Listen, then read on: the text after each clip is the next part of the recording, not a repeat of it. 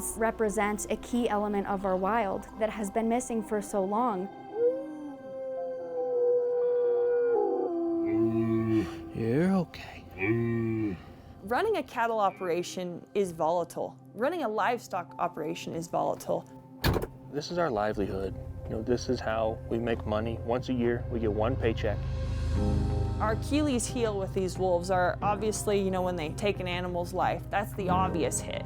Most of the conflict around wolves isn't necessarily the direct conflict between people and wolves, but rather it's conflict among people about wolves. Wolves are amazing, they're beautiful, they belong here. You can't argue with Mother Earth, but the fact is, she figured it out. We're attracted to landscapes, the power of wild places and wild things, and there's nothing wilder than a wolf.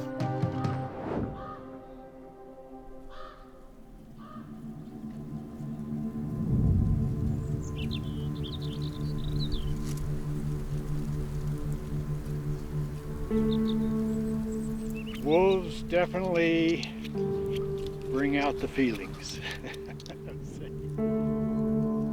We knew we had wolves here before I had a dead calf here.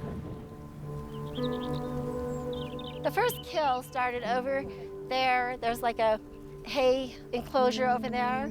They caught her over there, and they came clear across this meadow, and then they ended up killing her over here against this fence. And that was the first wolf depredation in Colorado in, I think they said 70 years. Depredation is when a wolf would kill and eat a livestock, whether it's cows or sheep or other species as well. And it's a big issue because it's part of the reason why wolves have been eradicated, right? I mean, livestock producers intentionally eradicated wolves from the West. Historically, before the arrival of humans, gray wolves were the most widely distributed land mammal on the planet. So we know that the gray wolf, Canis lupus, was historically native to the state of Colorado.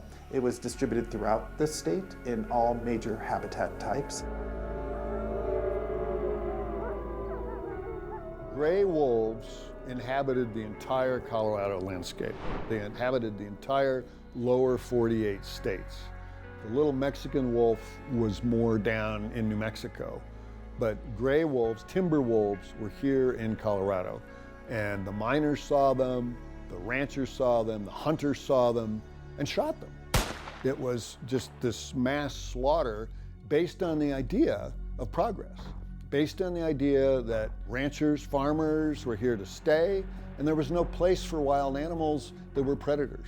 As humans arrived, they started to eliminate wolves, and that certainly happened here in the United States, in the lower 48, and it definitely happened in Colorado as well.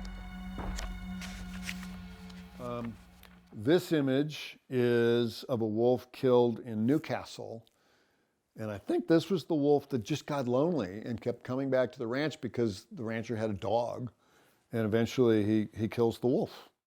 I'm Andrew Gulliford. I'm a professor of history and environmental studies at Fort Lewis College in Durango, and one of the editors of The Last Stand of the Pack, which is a critical edition of Arthur Carhart's 1929 book on the last wolves killed in Colorado. So this is really interesting. Look at the size of that wolf. I mean, assuming that's a tall person, look at the size of that. Colorado becomes a state in 1876. You can enter anywhere in the state and homestead land. You can claim your 160 acres, build a little house, fence it, farm it, try and make a go, either as a farmer or as a rancher. From the late 1800s on, basically all of the West was open range. We brought livestock from Europe, put it on rail cars, and dumped it out here, while at the same time working hand in hand with the rest of the federal government to eliminate bison, to ship every possible elk and deer back east for food and clothing. So all of the native prey of wolves was being wiped out at the same time that we were putting domestic livestock in their place. So the human competition is increasing, the pressure in the rural landscapes is increasing, and the predators are really being squeezed out. And so first, there's a bounty on wolves by stockmen, and that begins early in the 1880s, way out on the eastern plains in Prowers County, in the mountains. And this one is way out there in Los Animas County. So this is Thatcher, out there past Pueblo. So it starts as a state bounty, and then the Forest Service is created in 1905. We have the Progressive era from the 1890s up through 1920s, the beginnings of more federal regulation of land and landscapes. And then by the early decades of the 1900s, it becomes federal policy to eliminate predators. And so we have professional paid wolf killers who are in the state, and they use traps, they use poison, they use guns. So here's a wolf, caught in a trap. A wolf bounty could go upwards of $500 to $1,000 at a time when a working man might make $30 a week. So some of them looked at wolves as great adversaries, and some of them really, and they wrote about this, doubted what they were doing. That wolves were natural, and here they were, the wolfers, interfering with that. And so that is a really interesting part of this saga of eliminating a species in Colorado, but at the same time mourning that loss simultaneously. Can I read my caption here? How odd that across Colorado in the west, hunters ruthlessly pursued wolves, yet valued their power and presence enough to have them mounted stuffed and then photographed in the same mountain landscapes from which they had been extirpated. And that's an image of a wolf that they stuffed and then took back and put it in the landscape. So our relationship to wolves is very conflicting. We sort of honor the animal, we respect its teeth, we're terrified by its growls, its howls, and yet we didn't respect it enough to maintain any numbers. Those big carnivores, whether they be wolves or grizzly bears or polar bears, mountain lions, they all have an awe factor. When it's something that has fur and claws and teeth, that's scary. They are monsters, right? And that vitriol and hatred has become so prevalent in our behaviors and our mannerisms, especially being raised with all the same fairy tales that everybody's aware of. Who's afraid of the big bad wolf? Big bad wolf, big bad wolf. Who's afraid of the big bad wolf? Little Red Riding Hood, Three Little Pigs, The Boy Who Cried Wolf. And so we're taught from a young age that wolves are these terrible, vicious monsters. And our goal is to show people the truth about them and to be able to understand why they have so much value into our ecosystems. I'm Kelly Murphy. I'm the Animal Care Supervisor and AZA Coordinator at the Colorado Wolf and Wildlife Center. Hi, beautifuls. So Denali is the quintessential looking gray wolf that just went for that treat, and Rain is this beautiful black and silver wolf right next to him. We are located in Divide, Colorado, which is about 45 minutes west of Colorado Springs. We have gray wolves, Mexican gray wolves, which are a subspecies of the gray wolf, Arctic wolves, which are also a subspecies of the gray wolf. You can see Arenda in the center of her enclosure. Hi, pretty girl. So we offer educational tours, interactive tours, depending on age level. And so we are here to conserve their species, to protect them, and ensure that we are educating the public about them. And so we have Kenai and Makui here. Gray wolves come in a variety of different coat colors. They can be cream, like Miss Makui over here, all the way to black. And then as they get older, if they are black phased wolves like Kenai here, he'll start to silver out. So these are some wolves that we also interact with, especially with our guests. They are ambassadors for their wild counterparts, and even though they are in our human care, oftentimes we still get to see the full spectrum of wolf behaviors. We aim to give guests the best experience possible, so we want to make sure they come out of here with a better understanding of wolves, their ecology, their behavior, and their overall importance into our ecosystems. In many systems, wolves are considered apex predators, meaning they're the top dog, so to speak. And what multiple scientific studies have found is that these top predators can generate ripples through the food web. We call these trophic cascades. And sometimes these ripples, these cascades, can have ecosystem level impacts. Wolves are a keystone species, which means that they are essential to maintaining the integrity and health of overall ecosystems. They can help to change the behavior of deer and elk that got a little too comfortable not having a big predator on the landscape.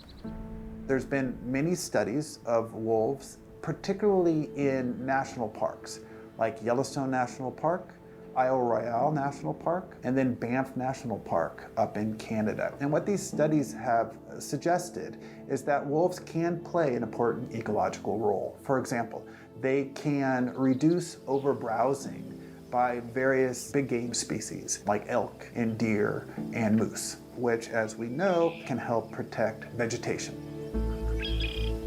Colorado has over 400,000 head of deer, over 300,000 head of elk, the largest elk population in North America. And since elk tend to be the primary prey of wolves in the West, wolves have the capacity to change their local flora and fauna composition. That's the real lesson from Yellowstone, is wolves forced elk out of riparian zones and up into high benches, sagebrush. So if that happens in Colorado, then we're going to see a different growth along streams, along rivers. But science also tells us that the effects of wolves are complex.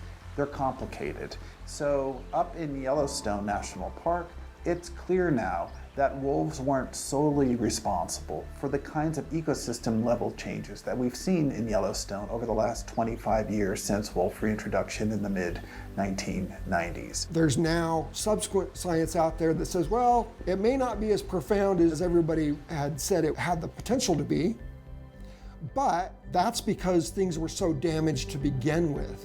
Although wolves might play an important top-down role in ecosystems, and the removal of wolves might cause ecosystem level impacts, the restoration of wolves back to systems that have been highly degraded doesn't necessarily result in a quick fix for ecosystems. But if the reaction hadn't been to completely wipe them out, we'd still have them here, and people would have learned what to do in their husbandry practices to minimize loss. I think there's a reason when the settlers came out here that they got rid of the apex predator. And, you know, the rancher sees themselves as the apex predator. And we believe that it's our job to move our livestock around. I'm Sarah Jane Snowden. I'm co-owner with my husband of Snowden Cattle. We primarily ranch up here in northwest Colorado, kind of the southern part of the Yampa Valley. This group started calving a little bit earlier, and they're getting ready to get some daily feed. We'll feed the cows until really the grass starts coming up. The grass really isn't probably strong enough to sustain the cows until late May, early June. My husband and I, we both grew up in ranching, but didn't kind of have the opportunity to expand with our family. So we have jumped in for ourselves. All right. And away we go to look for more babies. I'm Travis Snowden, and right now we're just west of Toponis, Colorado, looking at some of our cows here. Right now we are mid-calving. We're about a month in. If, and I'm sure we will, find a new baby calf out here that was just born, we'll get the mama cow's tag number, transfer that to a new tag, and then put it on the baby. So I grew up on a cow-calf operation that actually has been owned by my family for generations. And that's primarily what we are, is considered a cow-calf operation. And so we manage the cow and we focus on that calf for the first 6 to 7 months of its life. And then at weaning, that baby is sold to the next step in the process. Look at here, we got another new baby. This will be mama right here. I bet if I grab that baby. Hey, buddy. Hey, little buddy. I'll get you back with mama in 2 seconds. Thank you. Here you go, buddy. Just like that.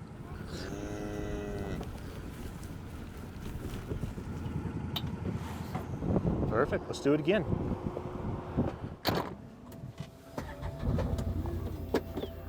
Mountain ranching is unique and it's hard.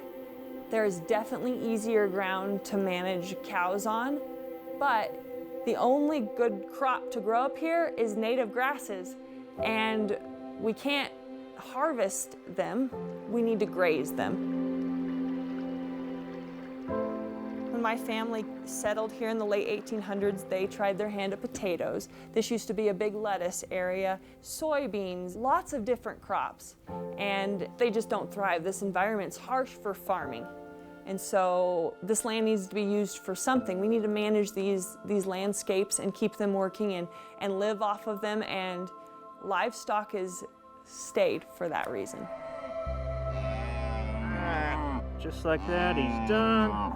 We'll help him back up. Ranchers have been taking care of this area for years and years and years, generations. Come on, buddy. Some view us as just bad ranchers taking advantage of the environment, and others do appreciate the conservational side that we do have. We were the first conservationists before the word even was coined. So this wolf introduction, it's just gonna hurt the mountain rancher. But it won't just hurt the mountain rancher, it will actually hurt rural mountain livelihoods. And we should have fought this before it ever got on the ballot. Well, it's a burning question. Should wolves be allowed back in Colorado? Well, one group has been pushing for the controversial issue to go to voters. A question that historically has been up to federal agencies to decide. But if this ballot initiative signatures are approved, well, it's voters who could decide on this animal's fate. Our ancestors made a profound mistake in eradicating wolves from most of North America, and we had a chance to right that wrong, and we took it. My name is Rob Edward. I am the co-founder and a current board member of the Rocky Mountain Wolf Project. I've been working to bring wolves back to Colorado since late 1994. I came to Colorado specifically to engage with the effort to bring wolves back in the mid-1990s. I was very interested in environmental politics, and the more I learned about different large carnivores and their role in keeping things healthy, the more I wanted to be a part of helping to make things right again.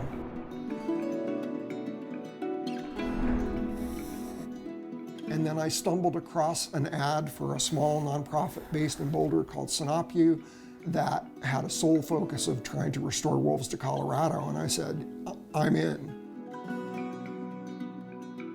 What ensued over the next approximately 20 years was simply doing our due diligence, right? Build the science, continue to push the federal agency, because at that time wolves were listed nationally everywhere. Wolves were one of the first species listed under the Endangered Species Act when it was first formed in the 1970s.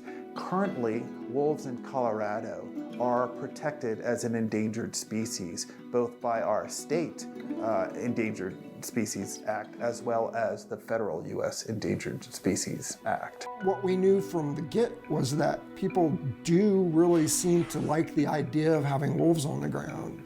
They think they should be here. There's a true existential value to them being on the land. And so we were just building on that basic foundation. At the same time, we started a conversation with the state wildlife agency and said, we're going to keep pushing the federal government to do a reintroduction. 3 times the Wildlife Commission voted against wolf reintroduction. The state legislature has taken it upon itself to be responsible for endangered species. In both cases, there was no movement on wolf reintroduction. Ultimately, then Congress stepped in to rid themselves of the listed status for wolves in the northern Rocky Mountains, but they left Colorado listed, but said we're still not going to do anything. So that's when we decided that the time was probably right for us to really look hard at the possibility of putting a question on the ballot and let the voters decide whether or not to restore wolves. It wasn't folly, it wasn't a whim. We had several data analysis points over the course of that 20-year span at that point that showed solid public support. And we always were asking, do you have a good representative sample? So we felt confident when we got those results back, we were still in the 60% range, that we would do well. So we got the various nonprofits, non-governmental agencies together and discussed the idea. Everybody was in, and so we were off to the races. It only makes sense because wolves are native to Colorado, and native animals are here for a reason. And so it was not until about 2016 when I was actually approached, and there was a group, it was a Rocky Mountain Wolf Project, and it was a group of people with biologists and scientists all that got together that decided we need to have wolves back. You are so beautiful. Look here. My name's Darlene Cabalbo. I am the founder and CEO of Colorado Wolf and Wildlife Center. Colorado Wolf and Wildlife Center has been heavily invested in wolf restoration since Darlene founded this place, actually. She's been fighting very hard to get wolves established back in our state for decades at this point. Ready? Good girl. Colorado Wolf and Wildlife Center is a sanctuary/education facility. I started it in 1993, and back in the day it was called Wolf Hybrid Rescue Center. And I tell people, never ever use that word rescue unless you're prepared. And my first week I wound up with 17 animals, and I was overwhelmed. People just kept bringing their wolf dog hybrids to me, and I'm like, oh my gosh. All right, I'm gonna run out of treats. And so the place that we're at here today in Divide, it was a llama ranch. And when I moved here, there was no running water, there was no buildings, there was no electricity, there was nothing here. So I literally came on this raw piece of property here, sat underneath a tree, and thought, how am I gonna do this? And I walked this whole property, and in my mind it was like, this is where the wolf enclosures is gonna be, that's where the house will be, and I sort of had this vision of how I was gonna lay everything out. And it was like, I can do this, I can do this. So it has been a process and a love and a joy and lots of work, but I love what I do. And very proud of what I have. And now I have this beautiful center that we have outreach programs all over the world. Denali just turned 2. So he is now considered an adult. They're mature at 2 years old or so. But Rain here is the boss. Now, I say that because she actually adopted Denali and 2 other wolves. Wolves are actually one of the few apex predators that have been known to adopt offspring from outside their own pack.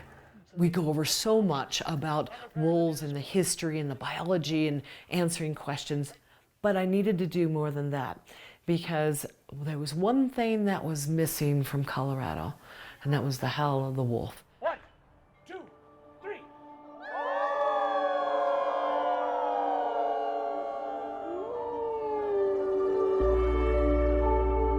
We also aim to teach people why it is beneficial to reintroduce the wolf back into our state. Darlene was actually one of 2 proponents to get it placed on Colorado's ballot, which was a big win for her. I was asked if I was interested in becoming a proponent for Initiative 114. And so I'll never forget that when I got to sign that. And so we were literally out beating the streets and getting signatures, and people had questions, of course. We were approved for the ballot in December of 2019. Basically it said, shall the state of Colorado reintroduce wolves, gray wolves, to the western slope of Colorado with a date certain of the end of 2023, December 31st, 2023. And shall Colorado establish a fund for compensation for livestock producers who lose livestock to wolves. That was the core of that question that went to the voters. And when you're having a predator brought back onto the landscape after 80 years that's been absent, you are going to have those questions in opposition and strong opposition. And so we were prepared for that. The polling numbers were solid, but we weren't completely sure of anything come election night 2020. Now, the issue of reintroducing gray wolves into our state is perhaps the tightest race of the night, still too close to call. I just find this interesting because this is where the wolves will be reintroduced to start, where they didn't want it to happen. So it's interesting to see. No one showed up in the way we needed to show up when the wolf thing got thrown on the ballot. And then I think a lot of us kind of were too late. When it got on the ballot, that's when a lot of people kind of started rallying. I think it's hard for people to understand the impact it was going to have on their local ranchers. It would just be nice if they had gotten the right information before the vote. Sometimes the wrong people are representing our needs and also representing our threats, you know, what could hurt us. I think we rallied our own troops and we got us all riled up when we needed to be communicating this more to people that they need to hear our side. Right now it appears Colorado has spoken in favor of restoring the gray wolf population. More accurately, it appears the Metro has spoken for the western slope on the matter. Who let the wolves out? Denver. Denver let the wolves out, with some help from Boulder, Fort Collins, and Colorado Springs. Much of that vote came from the urban Front Range of Colorado, people who aren't really going to be living with wolves and experiencing the potential costs that wolves might bring to bear. Ultimately, we'd made a good case, a really good case for why we should be bringing wolves back. And the people agreed with us, so. What I'm so proud of is we are bringing an endangered species back by public referendum. No other state has used that as a technique. So for the public, for the Colorado public to do that is a first in the history of the nation in terms of environmental change. This is the first time that there's been a ballot initiative to reintroduce any wildlife species, and certainly the first time that there's been a ballot initiative to reintroduce wolves. And the polling leading up to the ballot was that it had 70–80% support. In reality, when the vote happened, it passed by 51 to 49%. Doesn't matter how much it passed by, it passed, and it became state law. And so as state employees, that's what we do, is implement state law. My name is Eric Odell. I'm the Wolf Conservation Program Manager for Colorado Parks and Wildlife. So I'm working entirely on wolves and wolf management. And so with the wolf program, it's very much trying to balance the biological needs of the species as well as the social and the political pressures that come along with wolf management. Ultimately, wildlife management is much more about people than it is about wildlife. And that's definitely the case with wolves. So when people argue about wolves, they're not necessarily arguing about wolves themselves. They're arguing about deeper, unresolved societal debates, like the urban-rural divide, or federal versus state government, or public versus private land.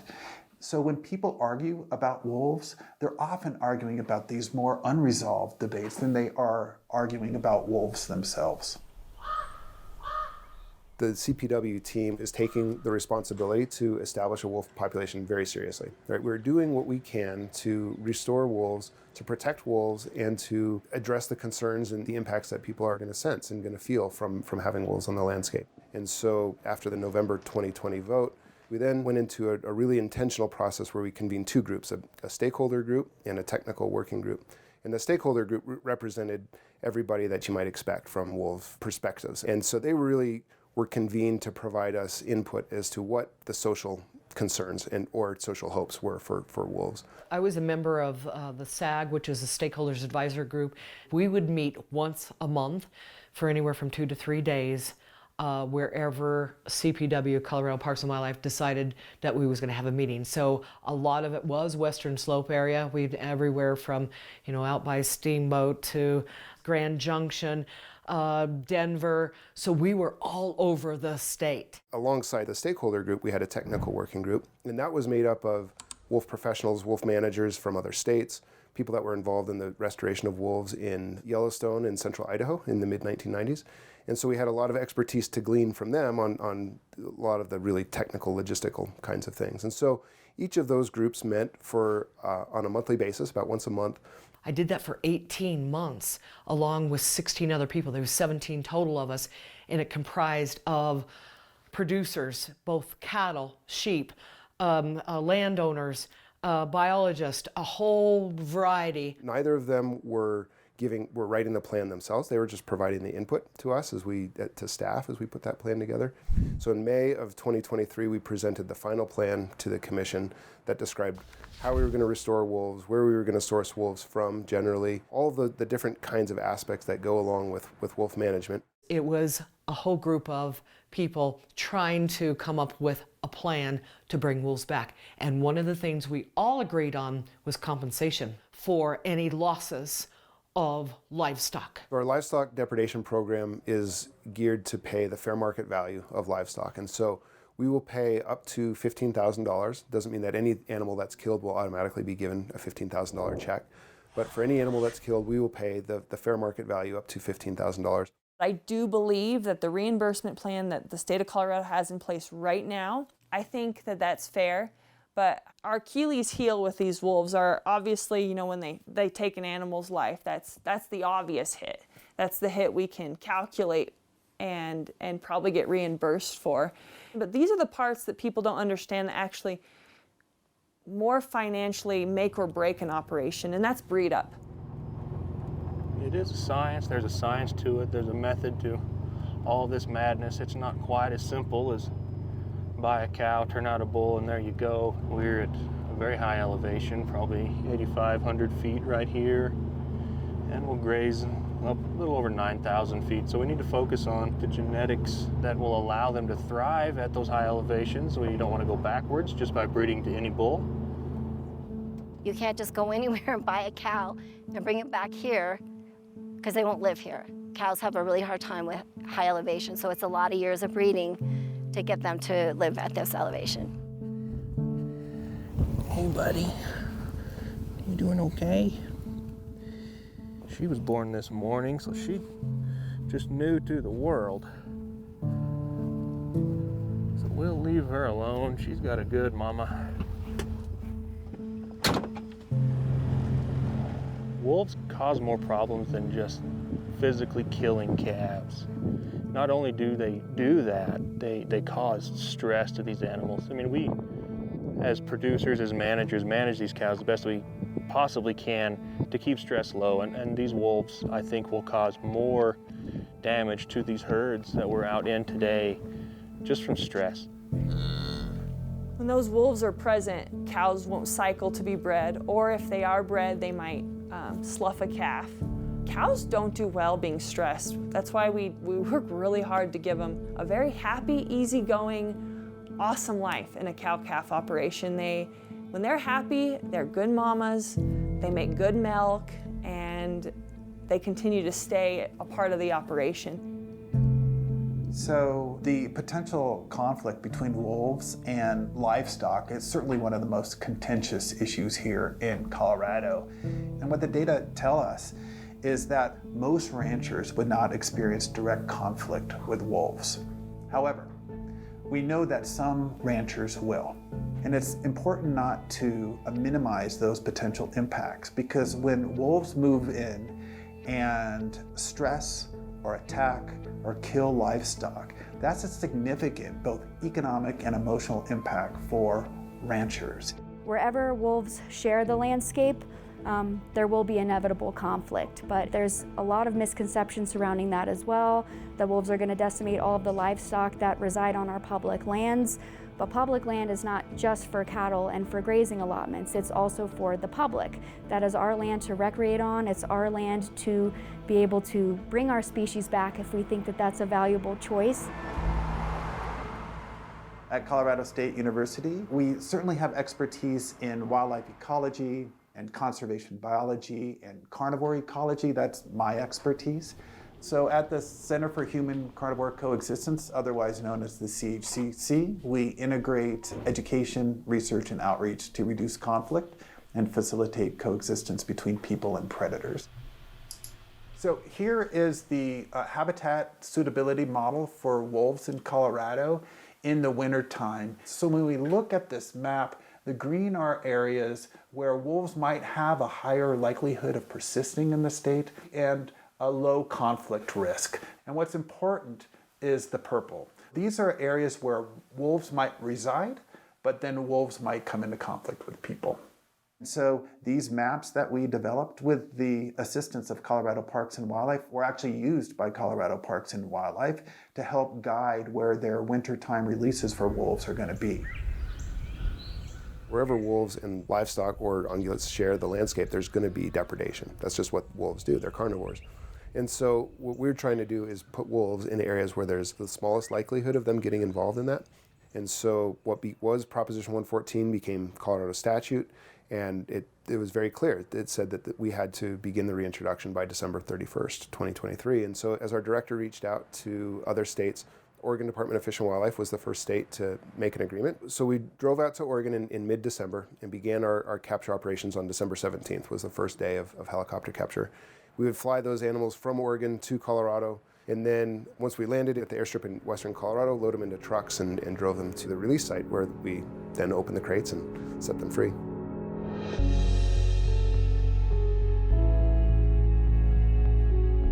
My wife and I were very fortunate, along with a small group of colleagues, to be at one of the releases that week. It was amazing. It was literally the embodiment of 30 years worth of work. It was incredible.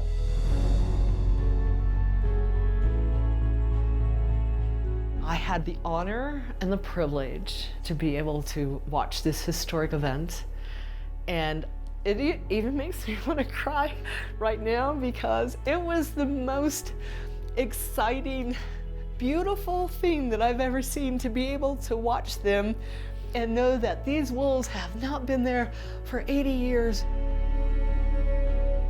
I was like in the back, and they took a picture of me, and I'm like, yes, you know, because it was so fulfilling for me.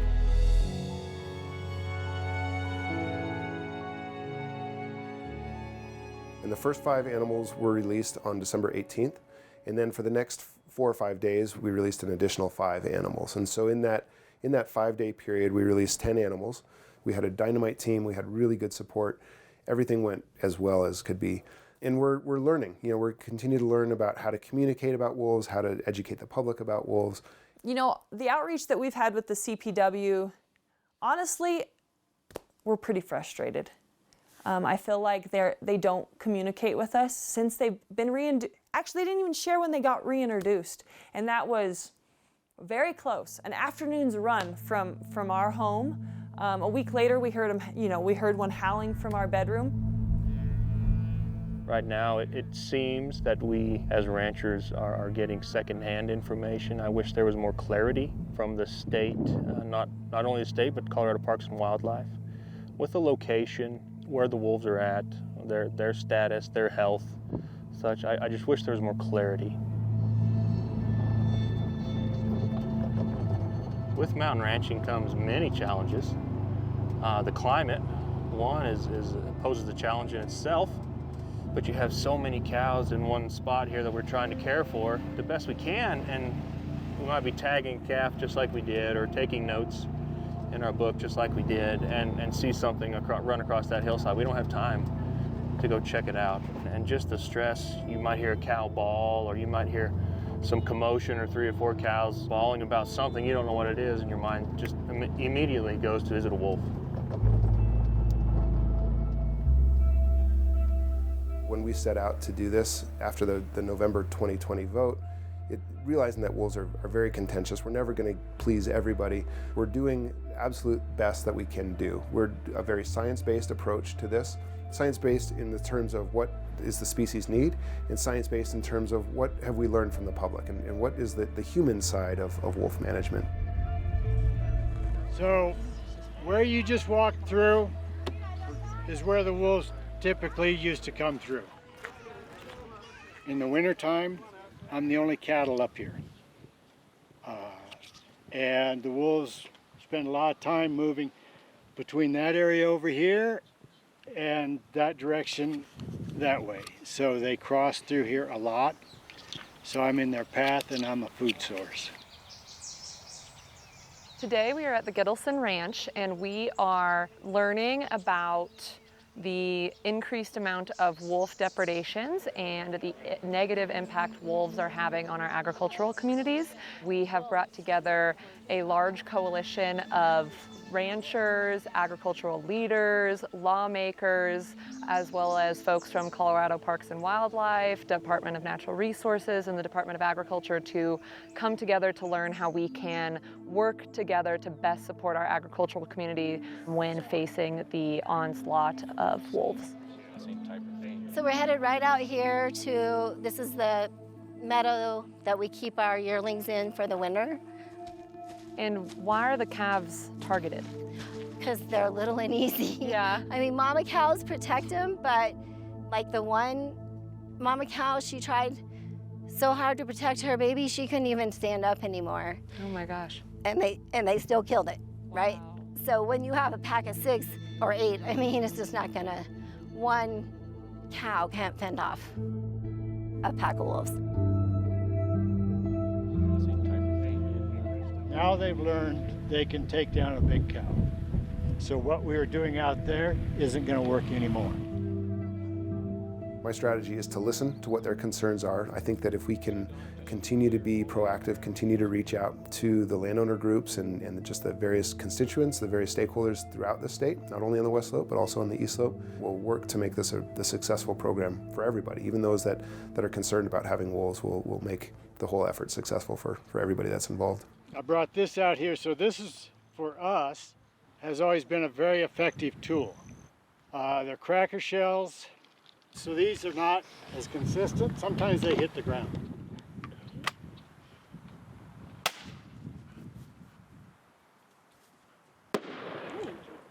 It's a very effective tool for us.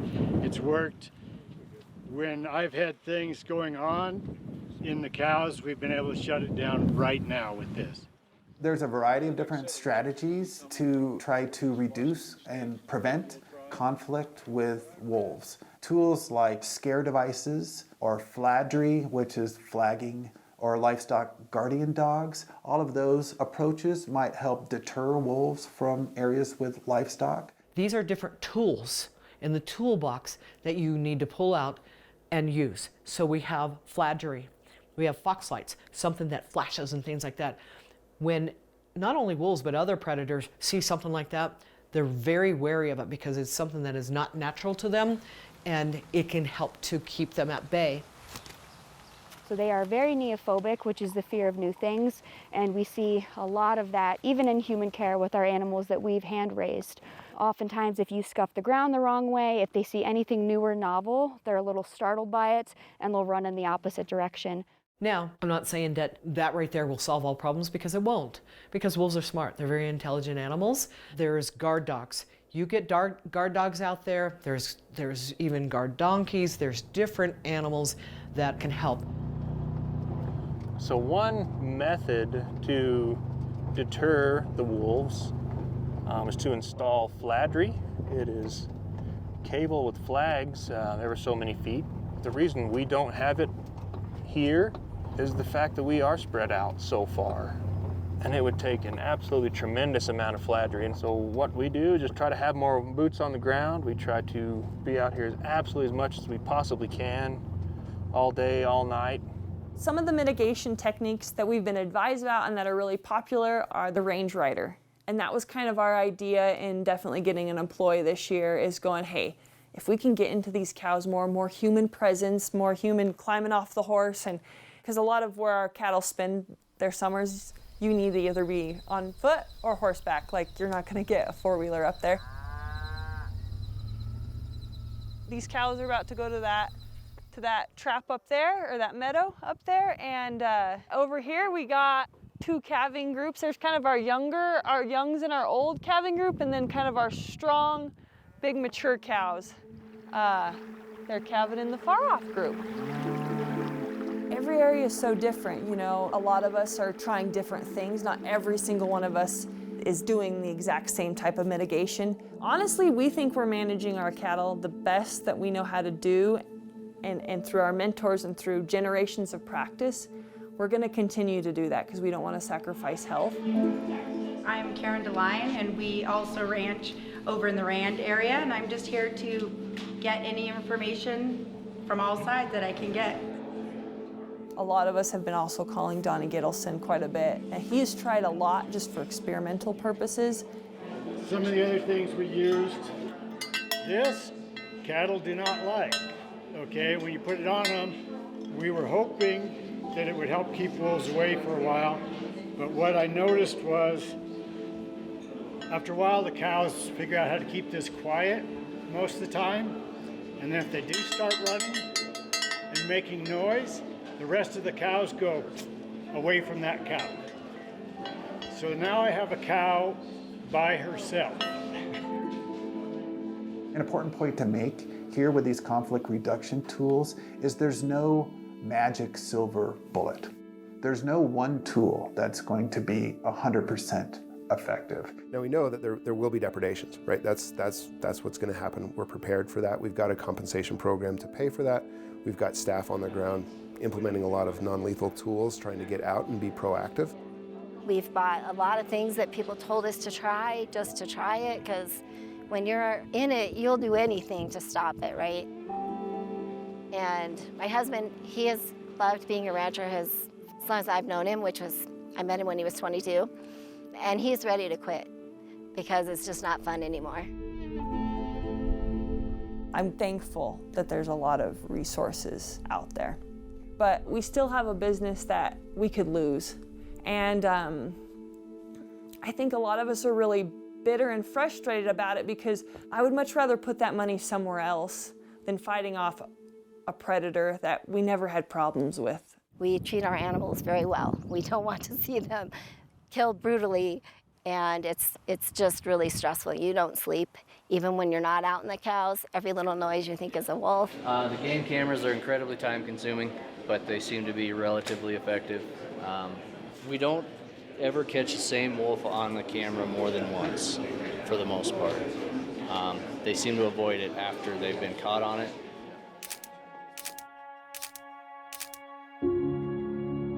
Our understanding from the neighboring states is once they learn to kill your livestock, it's just like with a bad coyote or a bad bear. They continue to be a problem. In a wolf pack, we've always heard that there are alphas.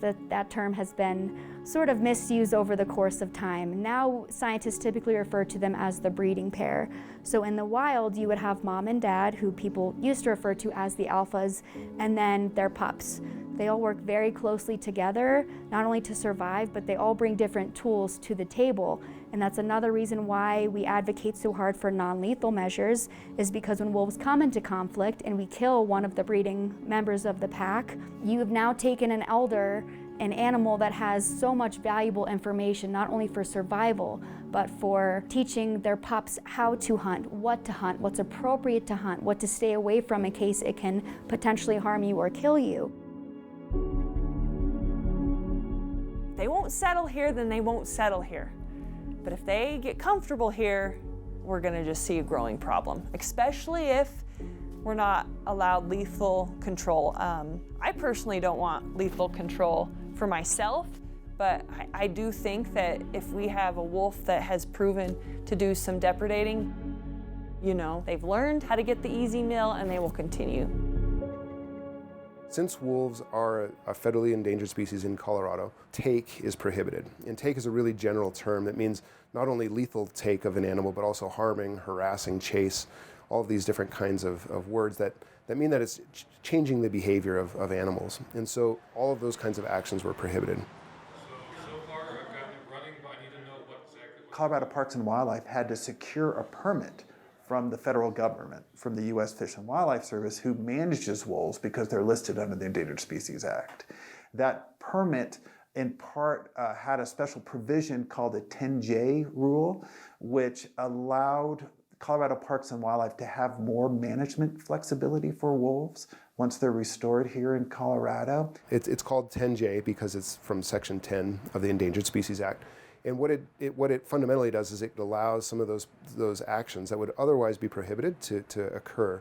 And throughout that stakeholder process, it became very clear that there needed to be some flexibility. We need to have the ability to manage wolves both in kind of a disruptive way, so that if they're chasing livestock or if they're in the area, we can use tools to try to change that behavior, try to move them away. If you can get rid of the ones that learn to depredate, that's the best management practice that the CPW can do for the rancher, and it makes us want to work with them then. Otherwise, I think it's going to cause more problems for coexisting down the road. In very rare instances, if wolves are observed in the act of attacking livestock, the 10J allows some very limited ways that wolves can be killed.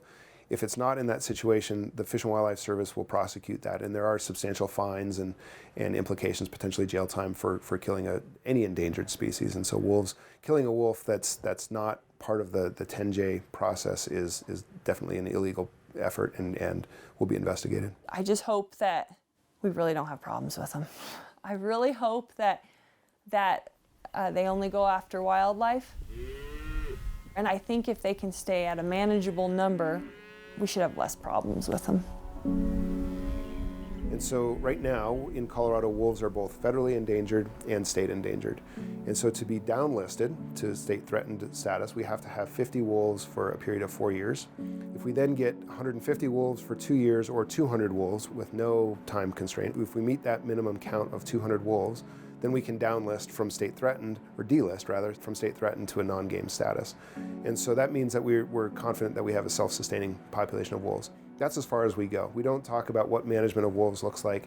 Beyond that, we don't talk about this is our population objective. Many of our other species we do manage to different objectives. Our ungulate populations are very much that way. For wolves, it's not that way. So whether wolves can rebalance things will be the challenge. It'll be the challenge for them and the challenge for us.